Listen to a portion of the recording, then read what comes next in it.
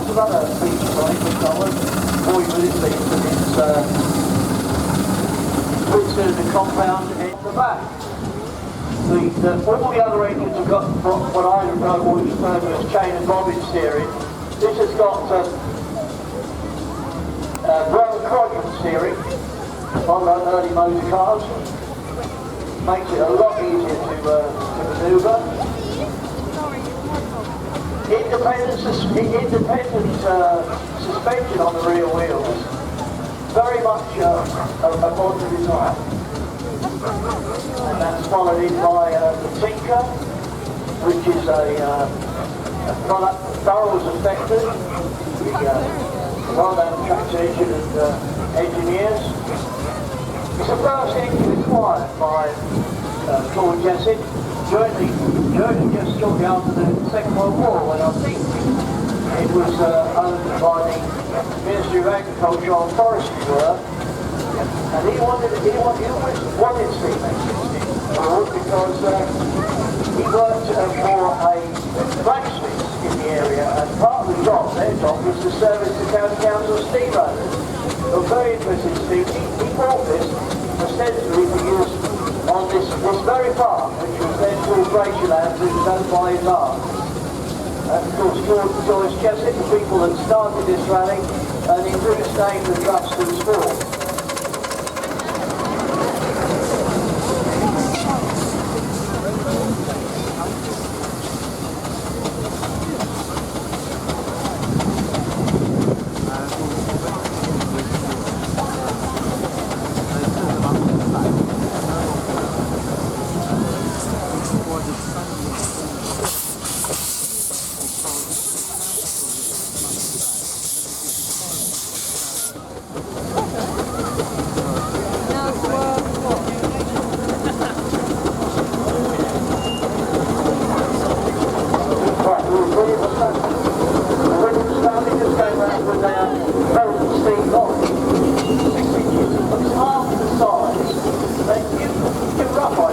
Lorries going round there. We've got a front-side steam lorry, and it's not a bit smaller than half size, but I can show you that it's exactly 6 inches to the foot scale, half size. Polly, hello Polly, that's Fred 3. Owen Polly is giving us the whistle now. This is one of several Aveling and Porter rollers. Aveling and Porter are the most prolific manufacturers of steam rollers in the world, in fact. And they were based at near Rochester in Kent. This engine is one that I know quite well, because it used to be based at the British Engineering down in Wales. From 1931, one of the factory five built for a company, and it's been since the current owner, Fred Street, has had it since the year 2000. Now, it's still not fully closed, because it's done the tender. You can see the tender in fact at the top is lovely, beautifully lined out and everything. It hasn't got all the tints, as we call it. That's the boiler lagging that goes around the boiler. Because Fred is a steam engineer, and he's been working on other people's engines, so he's never got to sort of get this one completely finished. But it was owned at one time, when I know it was Big Martino, who was an engineer, a supreme steam engineer, and worked at the British Engineering. Sadly, lost his life in a tragic accident, but it's passed on, and we're very pleased to see it back on the field again this year. Pensioner is also an engine that belongs to the Claude Jessett Trust. It was a general agriculture engine, is what we call it. With few flowers or anything like that.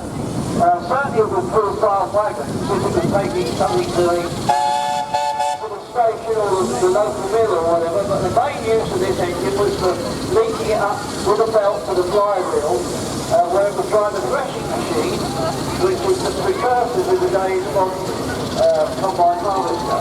And when it wasn't doing that, at harvest time, during the winter, it would be driving a saw bench for local sawmills, for the making paper posts and various items of timber,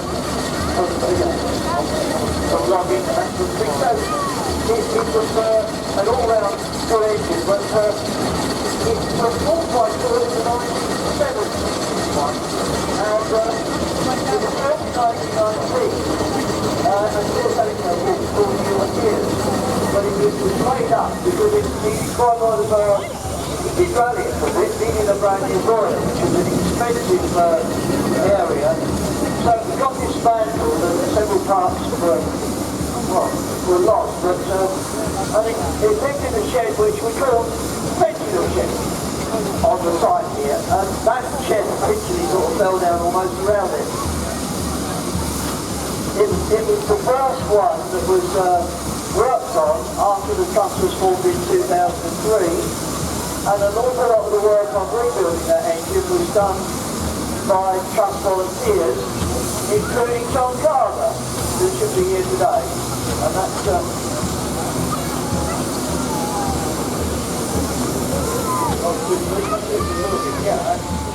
Johnny has just got in front of us. That's Peter Haynes' engine. He's one of the trustees here. A chain drive engine, which is unusual because all the other engines on the field here are gear driven. But when we say gears, you start thinking about gears in your car or your lorry or your van, but nothing like that. Like Southern Queen coming along, right, it's got 2 gears, but when you want to change from one gear to the other, there's no gear link, then you literally stop. Well, there is a lever, because we pull a lever over, you literally watch it as the gears go into next, and then you can, that's the next gear, and you can move. So now to get to the bottom of the hill, if you want to change down, you literally have got to stop and change down gears. With the chain drive, that doesn't fly. Therefore it's a quicker engine, and it's not too complicated, but despite that, they didn't sell that many of that design. Southern Queen is one of the trust family again. It's another Avon importer, built originally as a wiggle tractor, which was quite right, a steam tractor, otherwise 4 wheels as opposed to a steam roller. But it was built by Avon importer as a convertible, which means it could be made literally from a tractor into a steam roller. So it spent a lot of its life as a steam roller with Essex County Council.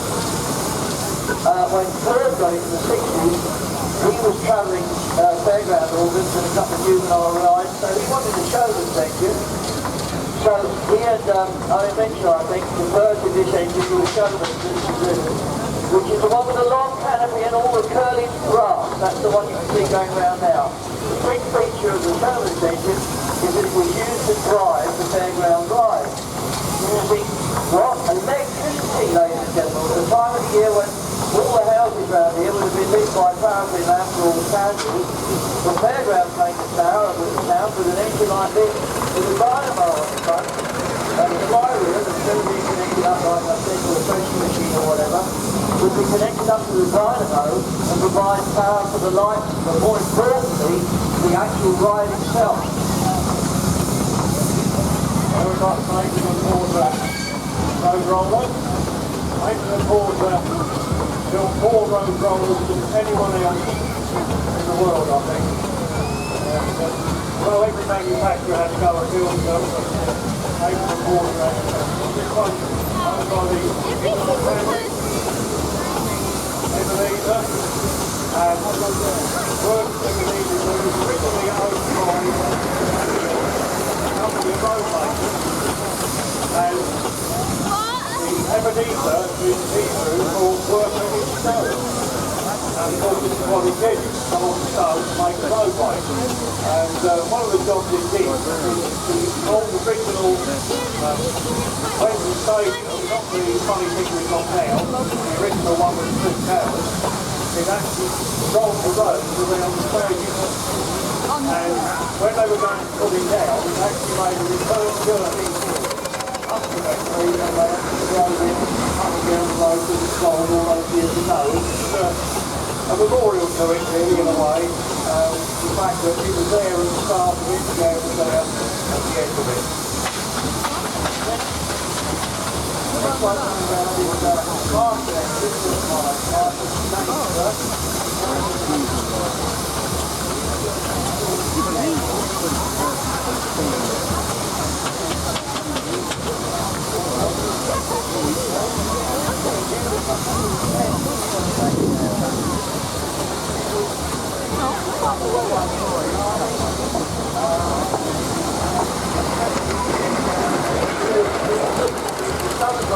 is that they sent to France, but of course the horses over there needed food and bedding.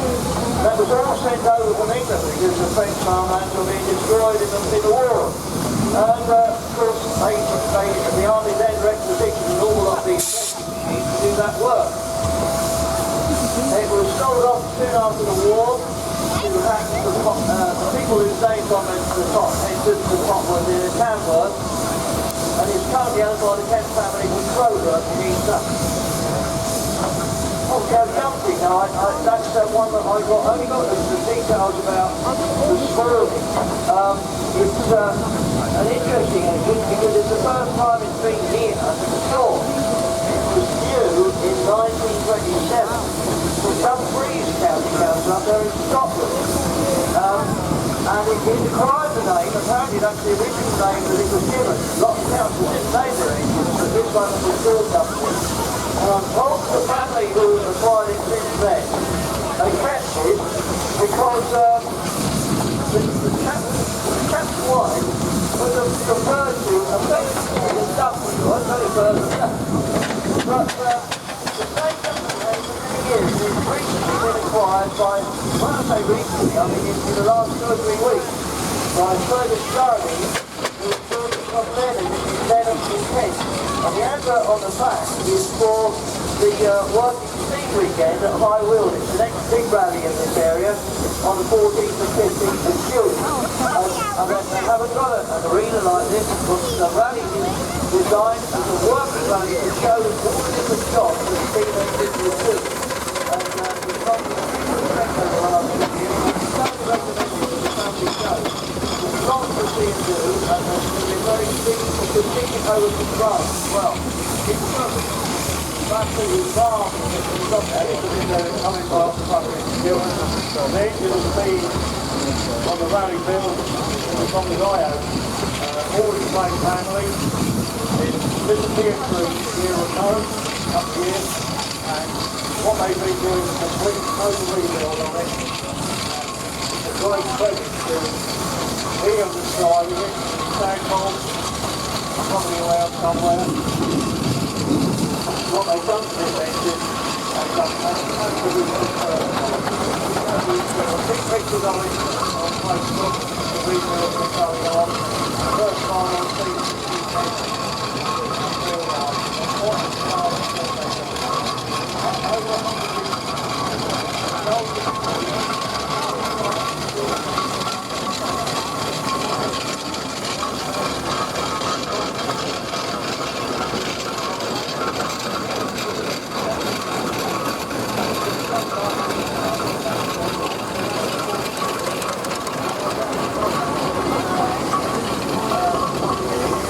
engineering, man, and it's brother Ed. And it's here now, it was one of the organisers for the aforementioned High Weald Rally, it's a Freshfield Mill street lane in Staines Hill on the 14th, 15th of June. I'm going to go straight from Dumfries County Council. Oh, you have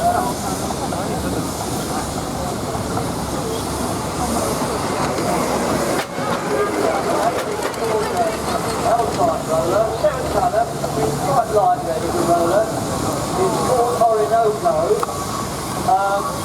and it's entered by Jason James from 3 Cups in East Sussex, built in 1931, so quite a late build for a steamroller. Shortly before they were taken over by Spartans of, so it became Aveling Spartans of Grantham, and the firm became known as Aveling Spartans. First of ploughing engines that have just gone past, we've got a pair of those here today, but not a massive pair, but this is the one that's owned by the Toppard family, just up the road there at Kroger. Oh, wow. That is massive. Yes, actually, if I remember rightly. I'm just going down to see the date of that one. Yeah, it's a K7 which makes it a very heavy engine, built in 1920. It does still work in ploughing engines, in ploughing matches, and there's one I think, Ken, coming up in July. Mr. Cropper was telling me about it yesterday and I forgot the date, but it's worth checking up on that. Normally ploughing engines work in pairs, one at each end of the field, having a plough between them, which sounds a bit cumbersome, but it works very well. It was an idea of the famous switch-on Fowler, and revolutionised farming really, because it was long before the days of tractors when you had to be horse-drawn ploughing, and one man could plough an acre in a day, so they say. One of these engines, a pair of these engines on the fence could, with a 6-furrow balance plough, as we call it, would plough up to 80, sorry, up to 60, right. Oh yeah, would plough up to 20 acres a day, 20 acres a day. And believe it or not, it's got this Scotch Chris, one of the first people to use these engines, Chris, had their own sets of ploughing engines for their potato farms in England.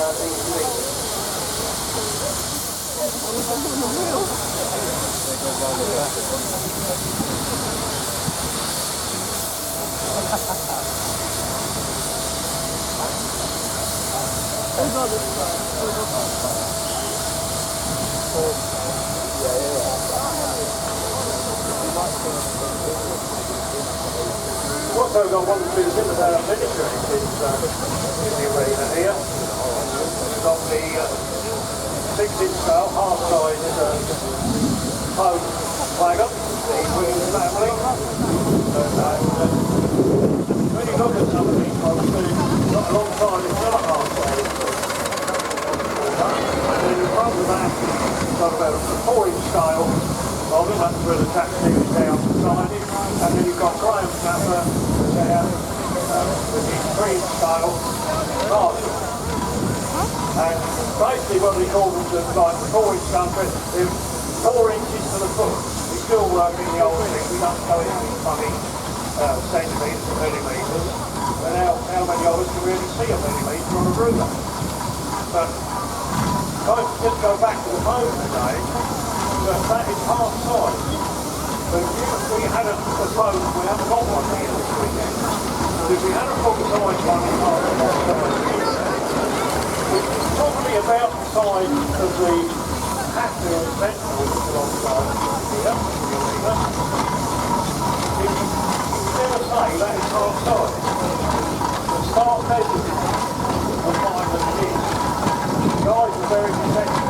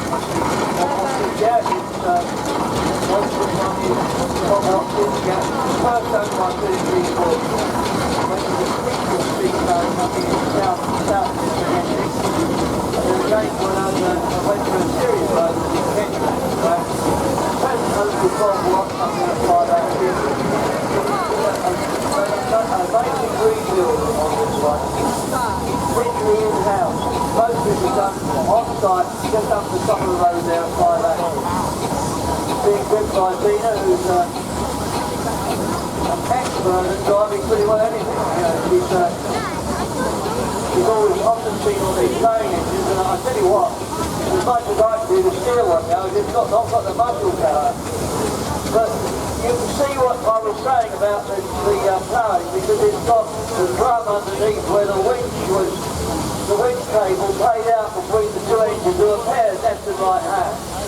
And then if you picture this arena as a field, then one engine would be at one end and one would be at the other.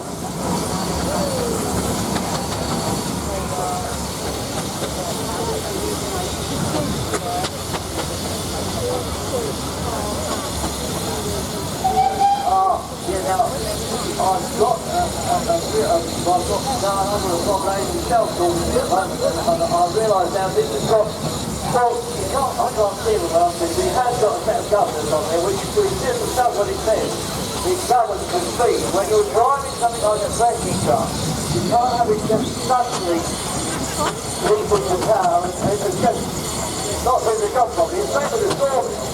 You've got to have governors to govern the power of the engine to a steady speed.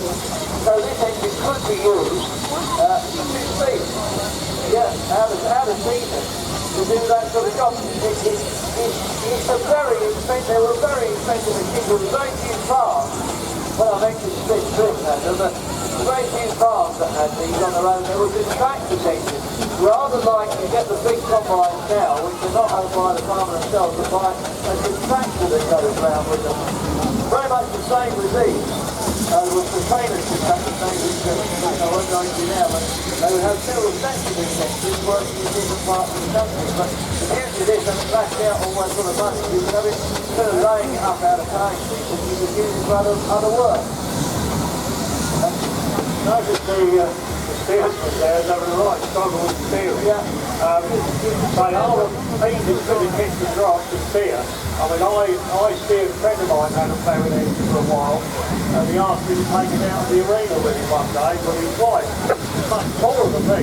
How the hell do you steer on the road? Goodness only knows, because they really are heavy to keep the tires. Well, you can see that in the trial now.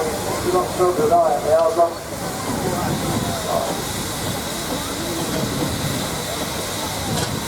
You can do one man job well there.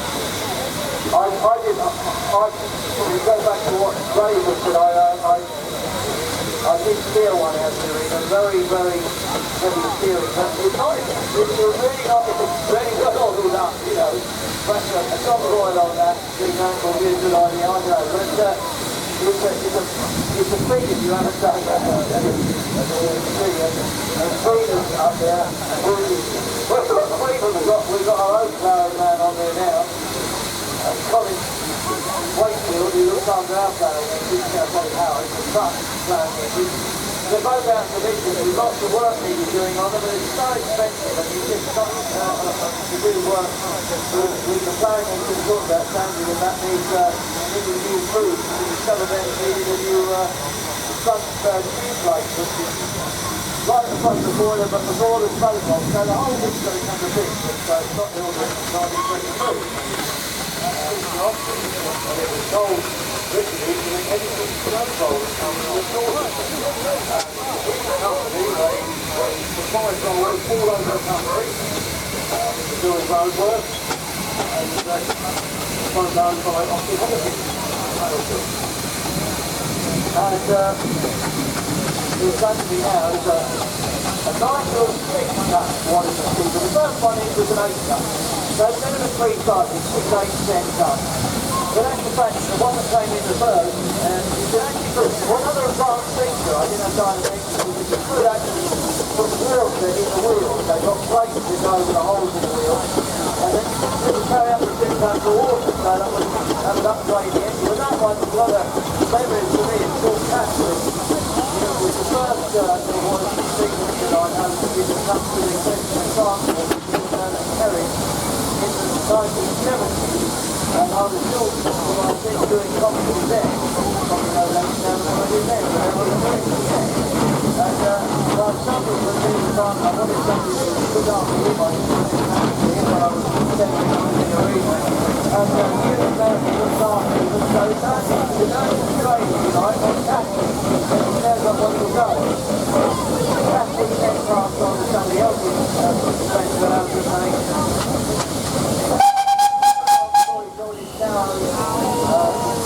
By a good friend that was gone now. There's different makers rollers behind us. Yeah, here will be, sorry, I forgot the back back. Here will be, that's what I forgot, sorry. Taylor roller. One dates from 1923. Every manufacturer, they all had to go and build every type of seat vehicle imaginable, rollers, Always engines, flaming engines, steam wagons, they all had a go with them. Some were more successful than others. They were pretty well successful on big heavy haulage. They also made rollers as well. And that's got, when you look, it's got two big patios underneath the boiler there. That's not the water, that's the car. It has the powder wood cast brake system, so it would do everything. Roll the car and rip up the road going through the scarifier and then spray the car and roll it. A real complete all-rounder. That's only there. Got Rhoda, yes, Rhoda, that's over the quarter. And this one built 1930. Better working days down at Newport in Monmouthshire. And it travels the country now, always under its own steam. And what was 2014, I think it was, it actually went from John Road to Land's End. 930 miles in 15 days on a roller. That's some achievement to make that sort of journey. Yeah, I think one next to you, they look, comment right next to you, mad idiot. What do you think you do? Oh, well done, though, well done. But there's a lovely borough that I lived that way now. There was, borough with locomotive.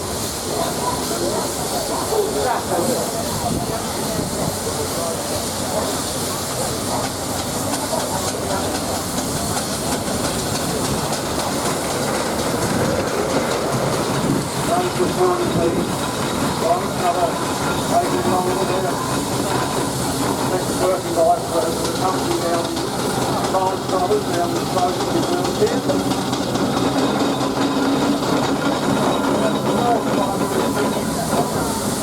Sorry, I'm getting the boys back now. It's not far. The Hell's Guest is going back at the moment, which is a master engine, the game master, the game group.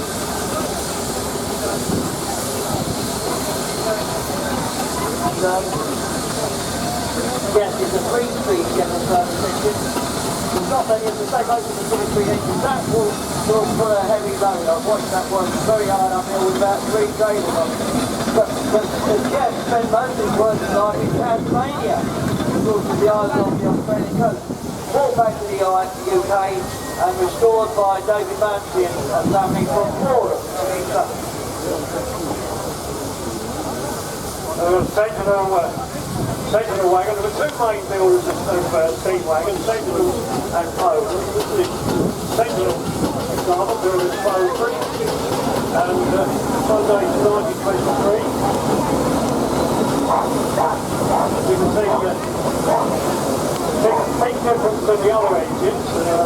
Motors went through what we call a locomotive boiler. Sentinel went through a vertical boiler. That boiler is actually inside the cab with you. Now you can well imagine on a hot day, and you're driving it along, and you've got the actual boiler, the actual fire feed, creating enough amount of heat, is right in the cab with you. Fowler just gone past the front, which is not John Fowler on the canopy, so that's the one I'm talking about. Owned by Jonathan Barr. Biggest ownership over 44 years he was canopy. And it's always a credit to him, it's always well looked after. And I think it's...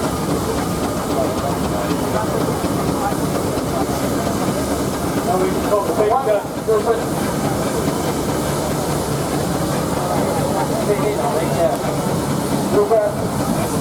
The only one who got a differential on the lot of these engines was a pin. You're taking that differential pin out now and hanging it on the back there. Otherwise, if both pins are in, then there's no differential. You haven't got a differential like on your car. That's all I'm saying. It's something you've got to get it lined up very well to get that in there. Rob Roy's going round in front at the moment.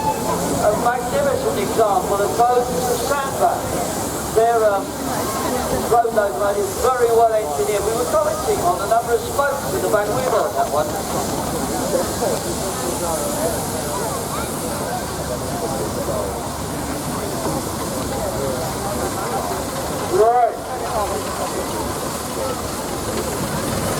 So the boats from the Paddock, you don't get many boats on rallies down this way. In fact, there weren't that many. An awful lot though were exported to, well, of all places, Australia and New Zealand, where they were very well thought of. They were well engineered engines. I've got a bit of a soft spot with those engines, which is what together, but a really lovely example is Rob Roy. Actually superbly lined out and well looked after. Just in front of that, we had the big Taylor engine, very much in its working mode. That's right there. And that was splendid working. Although it was built here by Taylor on the beach. Now, you notice all these engines, behind where the driver is standing, there's a box. And that's the coal box. Now if you look at the side there, it's got a huge big box on the back of that. That's not because it uses a lot of coal, because in Australia it would have burnt wood, not coal. So that's why it needs the bigger box to... Well, this looks like Lord Roberts to me, coming in front of me now. Absolutely superb. Heavy rolling locomotive. This is a heavy haulage. When you look to see the big wagons now with the big loads on, excavating equipment or whatever, heavy haulage. That's what this engine was built for. And for a long time it was owned by somebody well known to all of us in the preservation of the Prince Army, one of the earliest people in the Sea Valley movement. And Lord Roberts, built in 1908, I always have to look, I never remember the dates for as long as I lived. Had quite a number of owners over the time. And there's a lot of work being carried on now. These engines constantly in need of upgrading and repairs, I'm afraid, and that costs a lot of money. They've got to be kept in tip-top condition to get their annual MOT, which is really on the boiler, really, to make sure it's all safe. But for many years, it was used on haulage demonstrations for the great forces there and the Scout-Brain bridges there. Been with the current company, the Mitchells of Ironhurstwood, for over 20 years now. And it's always been just in magnificent condition. I love the star on the side, which is typical of barrels. That would be hauling loads in conjunction with another couple of engines, over 100 tons, no trouble at all. Now we've seen quite a few rollers, and if you look at the front end of them, you'll find that they've got the front roll is in two halves. And the one that's coming round the top here now has got 5 rolls at the front. This was an experiment that carried out on things like Taskus, Landover. Whether they did it to try and improve the steering on them, I don't know. But it turned out not to be a very popular thing because it never been called off. And this one here, and I've seen one other one. That's all I know of. It's got these 5 rolls on it. Very unusual. Well, we seem to get towards the end. I can't, where I'm saying, any more coming to do the tree? No, can't see any more coming out the other way.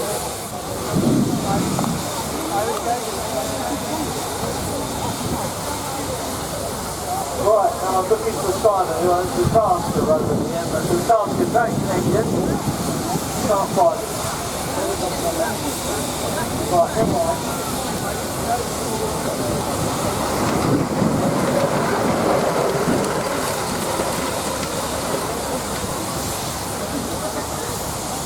Okay.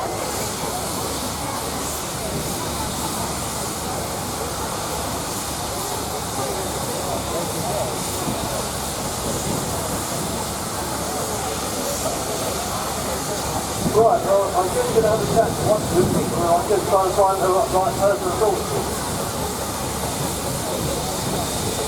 Right, so who's with this engine? Tell me something about this, because I want to talk about this engine.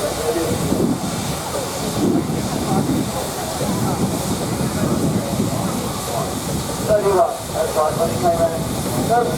it's 7 tons, it's about 7 tons, so one of the lighter end of the thing, it's a general purpose factory, really, it's used all sorts of work, but the typical work would be sort of taking coal from the railway station, the wagons, to a local factory, big threshing, and it isn't calculated, so yeah, thanks because obviously Dumfries captain, 2 years of Dumfries, and what we'll say now, they don't come from Dumfries today, I can assure you, but down the line, this engine would have been used there for very often roadstone work.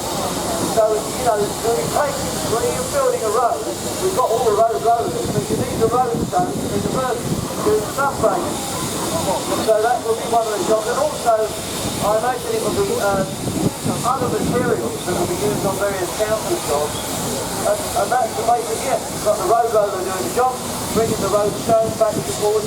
If you were doing a buckleway, as we would say, taking out the road surface, people will be doing that as well. So they're very useful general purpose engines.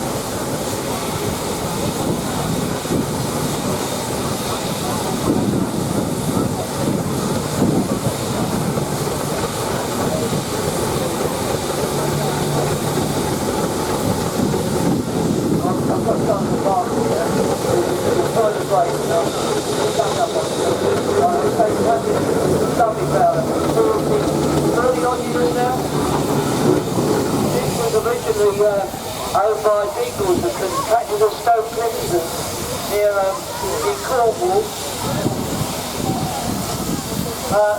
These were contractors right today.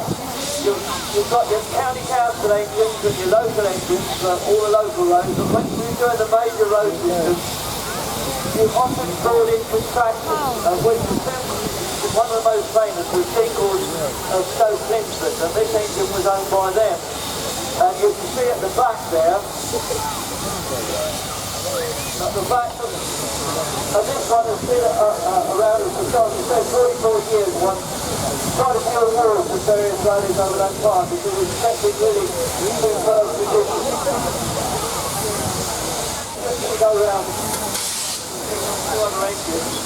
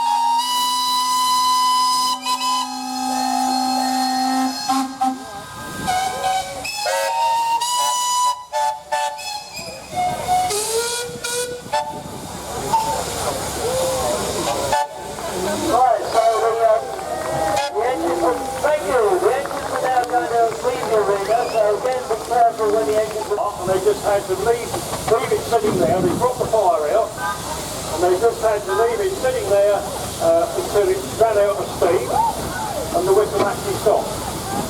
After that, they fitted, like probably a lot of these are done, they fitted the top valve underneath the whistle, so at least if the whistle ticks over, they can turn it off. But this one apparently went on for hours and hours, twisted away, and there's nothing they could do to stop it. Right, so once again, thanks to everybody coming in the arena, and we've hopefully enjoyed one of the biggest steam parades. Certainly the first one this season, and 59 years we've been on this site, so it's a very good display of engines in the arena. As I've already said, different makes and types. It's working history. They're not just theories.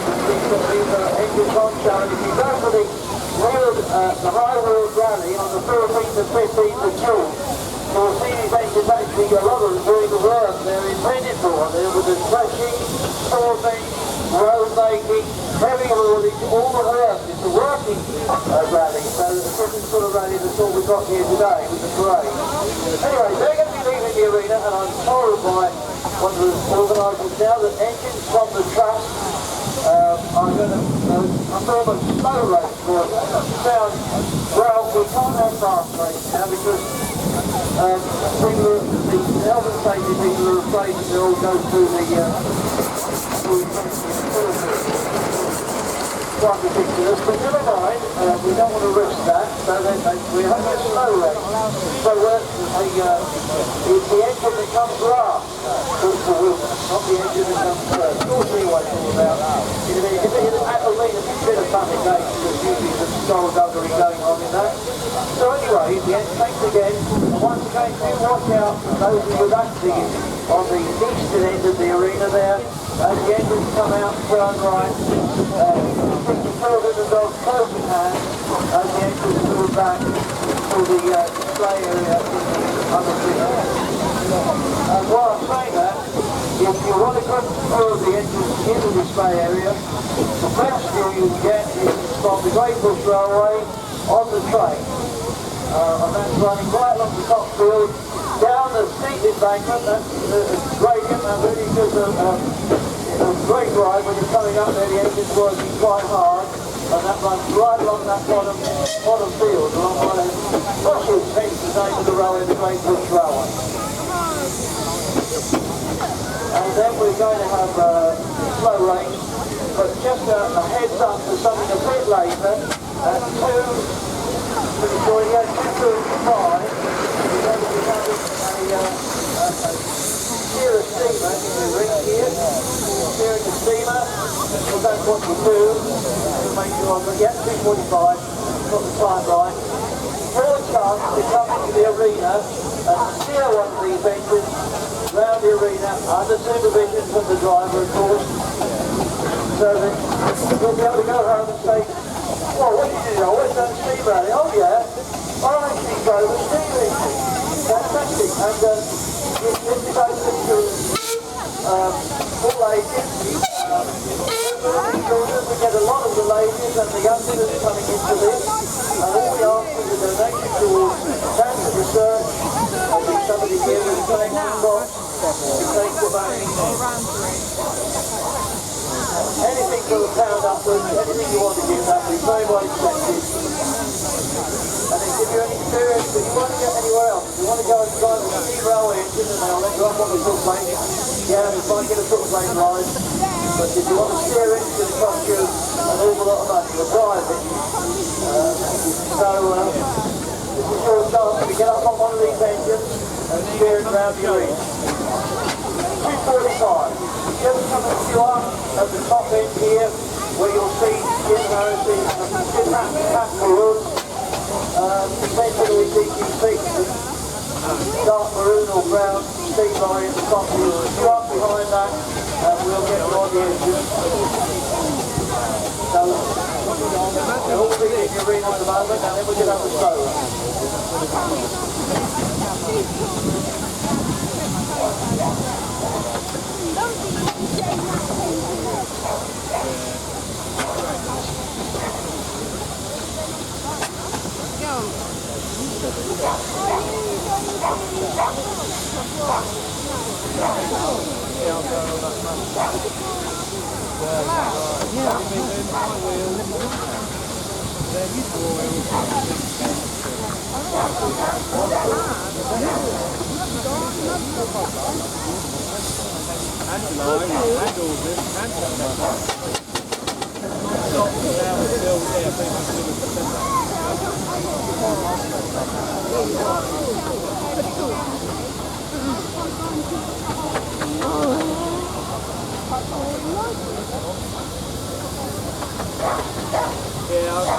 Probably if I came out running in the street. And at the time I said, yeah, that works fine. And then afterwards, I sort of became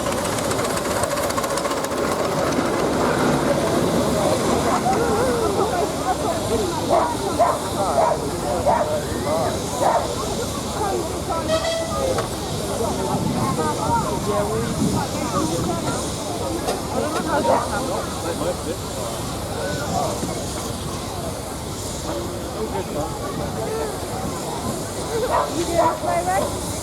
have no idea. Maybe. I wouldn't say all the time in English, but just to note that when we finished the slow racing, the arena will be hard. And yesterday we had all of those three cars in the arena. We know there's some lovely cars in the display down in the field. Some of them are sort of hemmed in by other exhibits and can't get out, but I'm just as pleased with car runners. If you're around and listening and you're around the arena area at the moment, please, if you can, and after the end of the show race, please get aboard the car and bring it into the arena and show it off. We might have a so there's three cars. There's a lot of lovely stuff on the side, which I'd like the audience to see.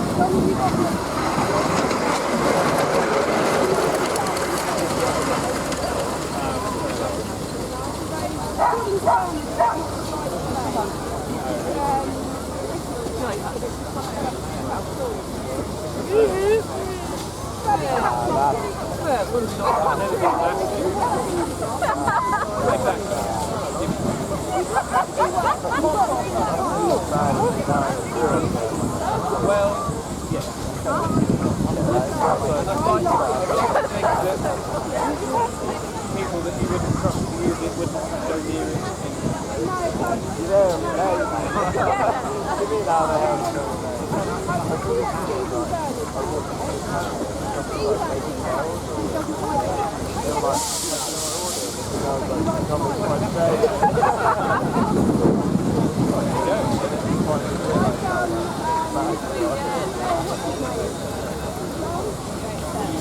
Go around. Oh, yeah. I think so, yeah.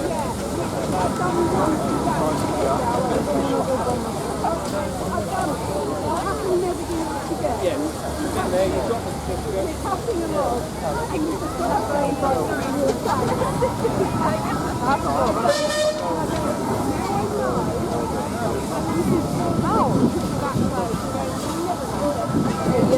when you're next to the doorway, you feel the wind being whipped up by it, and you're still that far away.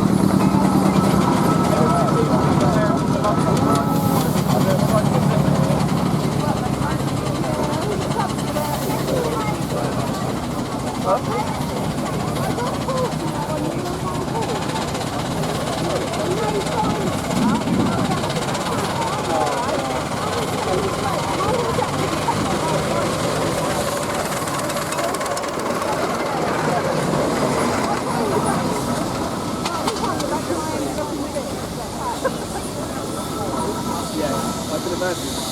I've got a hat on, he's going to ride it. He's got over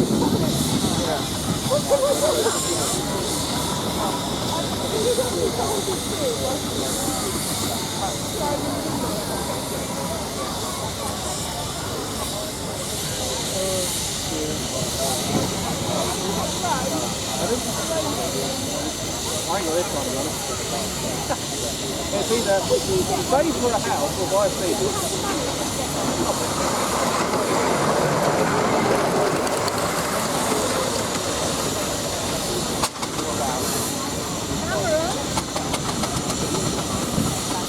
go up all right. Think so.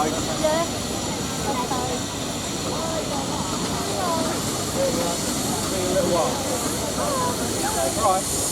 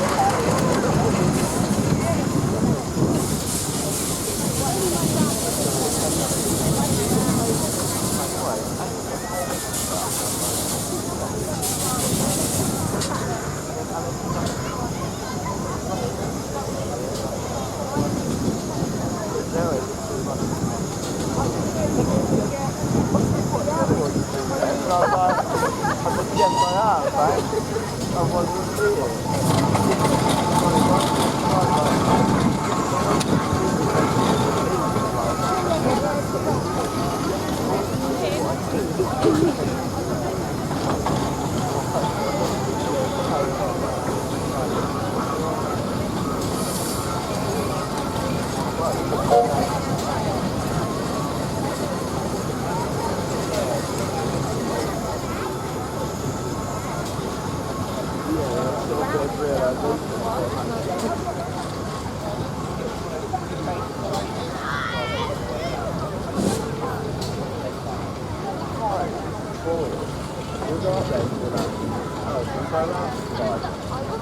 looks like we've got a line up on the slow race, isn't it?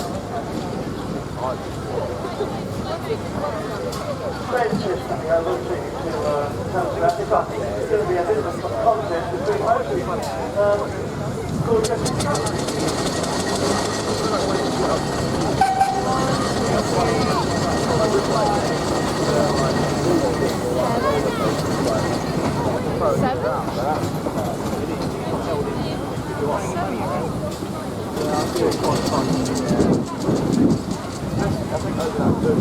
yeah, so we're going to do.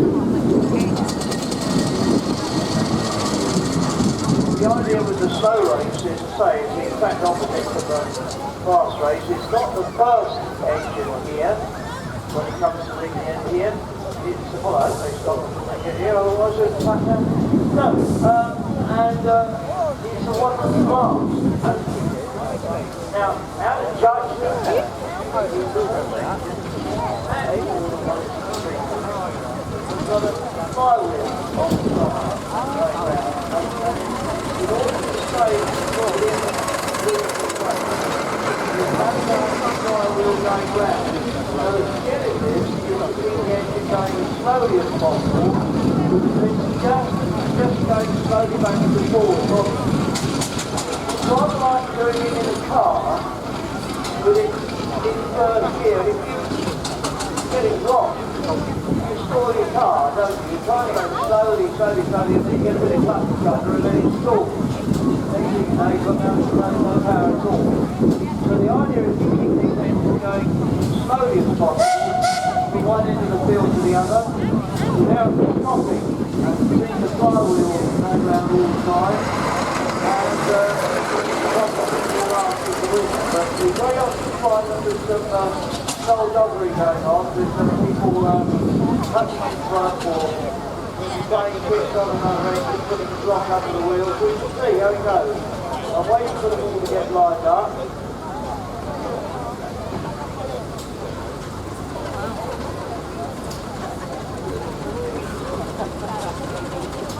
Yeah, Jolly's just going.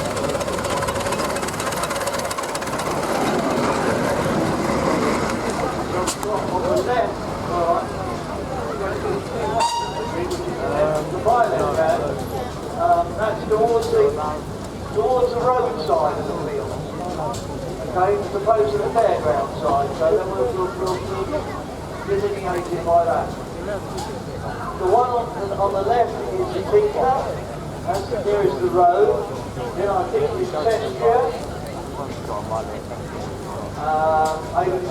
Porter. Then we've got Stuart and James with Lucy, the Wallace and Stevens 8-ton advance. We've got Jolly,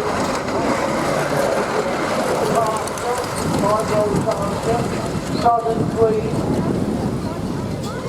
Ketcher, Wallace and Stevens All-Bar Tractor.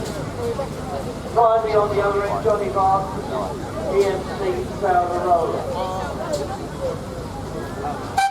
So they engines and they're all lined up.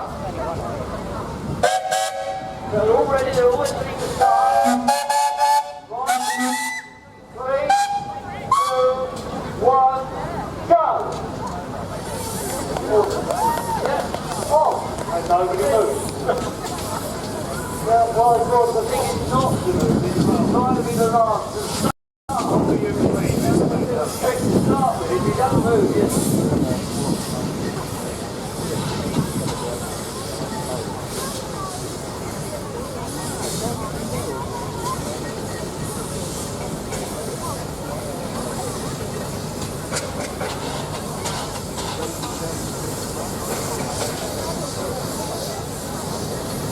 Jolly wants to be reminded that it's actually the last one to arrive, not the first one.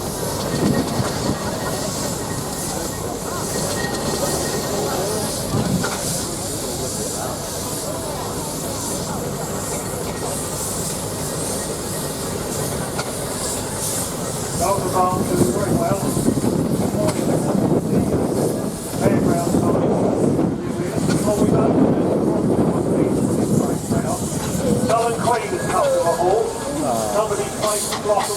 with the whip. He climbed up over them and was carrying on.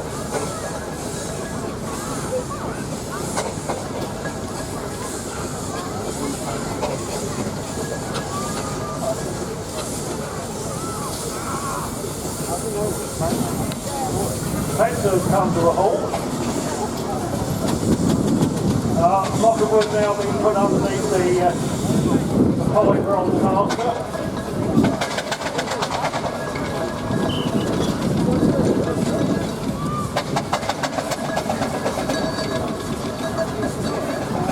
Forest Advance doing very well.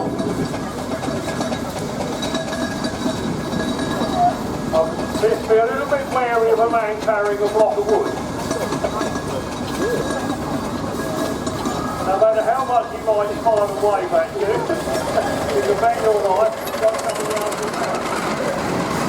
That didn't work too well, did it? You put it down too quick and it missed it.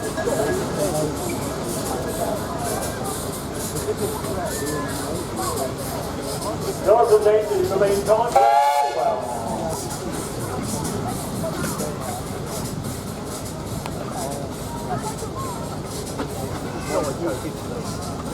Five-year-old calf is still trotting on, although he did actually technically stop. He was spinning on the block, but he got over it and then kept going again.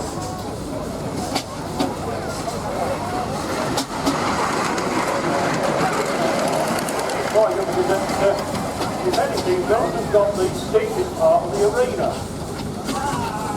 And he's managed to just keep that, just spinning over enough to keep it moving.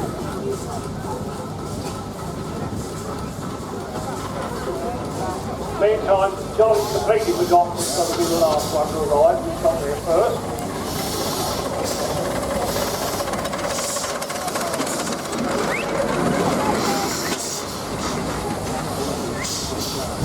The advance has come to a halt.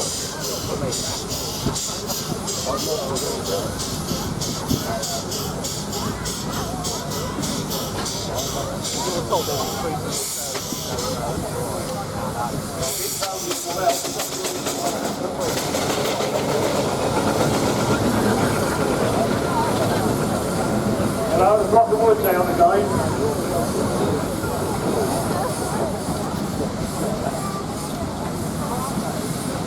Now, if we have a run at it, we might get up over it. We'll have another go.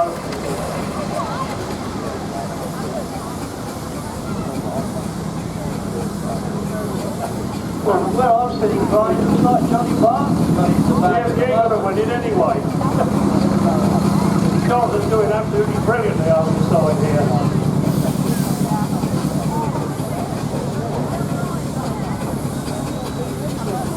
See, as he got stuck with that block of wood, I'll give it another coal that's laying on the ground there. There we are, next a bit of coal for you.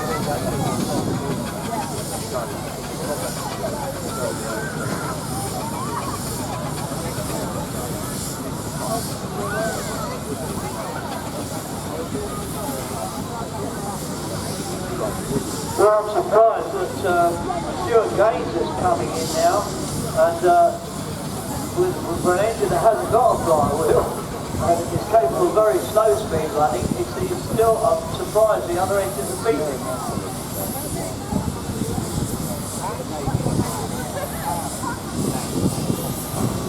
Of course, one of the other ways of slowing you down is you put the brake on. The caster here has just released the brake a bit, so that's been trying to slow it down. Although it did actually stop when it got on the block. But,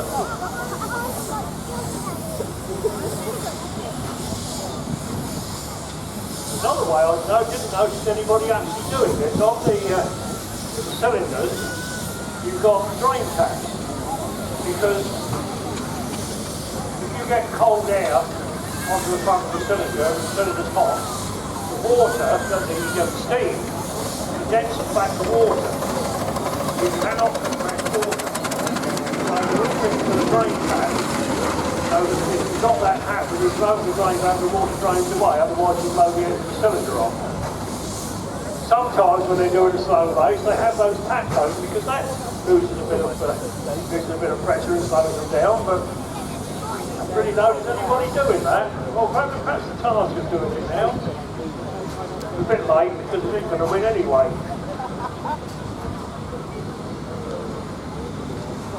Jonathan on the fairground side there, he's kept that, just ticking over.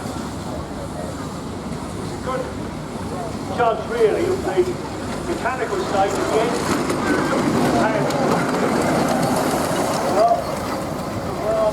It's Johnny Barton that's coming in last, so it's Johnny Barton on the Fowler that's the winner of the slow race.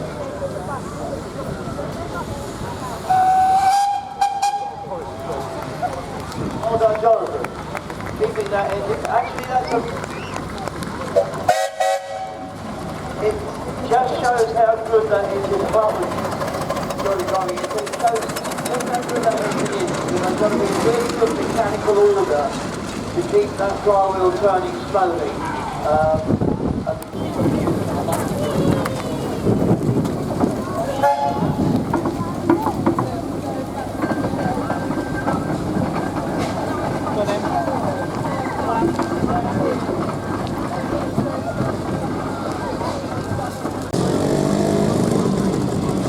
I'll let them have a little bit of a ride round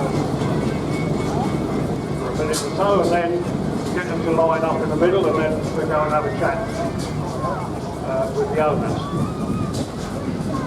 Those that are going round the arena now are two post office telegram fights. Who can remember the days when we used to have telegrams? Where you wanted to send a message to someone, sadly very often was not necessarily used for good.